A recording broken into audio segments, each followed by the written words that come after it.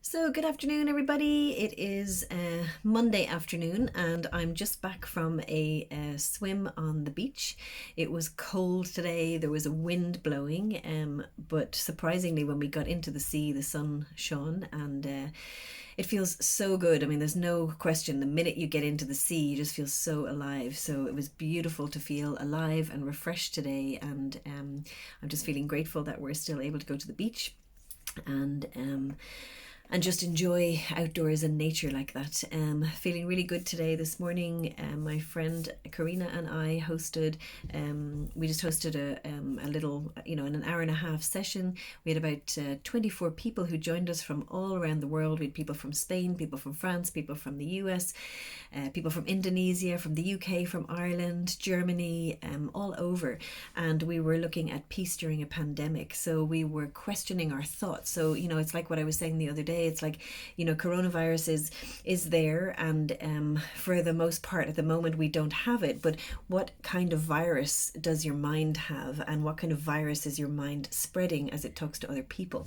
So we were questioning thoughts this morning. We looked at a really powerful thought that was shared by many of the people who were there, which is that our health systems won't be able to cope.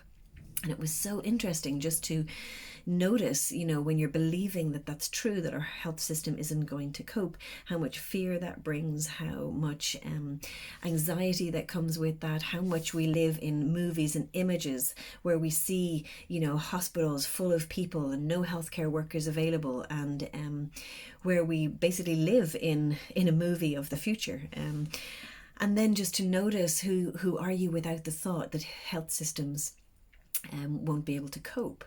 And it's like, it's like immediately feeling calmer, immediately feeling grateful for all of the people that are working around the clock at the moment in our health systems in all the different countries where we are from, and just feeling like there's the possibilities, so much more space opens up, ability to be able to support yourself more, to be able to support other people more. And then we looked at the turnaround, health systems will be able to cope. And I just found it really powerful, just personally myself. It's like starting with, health systems will be able to cope. It's like they're coping at the moment. They have coped in many countries, like in other countries I work in Zimbabwe, they have been coping for years with all sorts of diseases like HIV and other things, and even Ebola. Coping maybe not in the way that we would want to see them coping, and yet they're coping, because how do we know? Because people are still alive. And then the very powerful one, it's like my health system is not coping.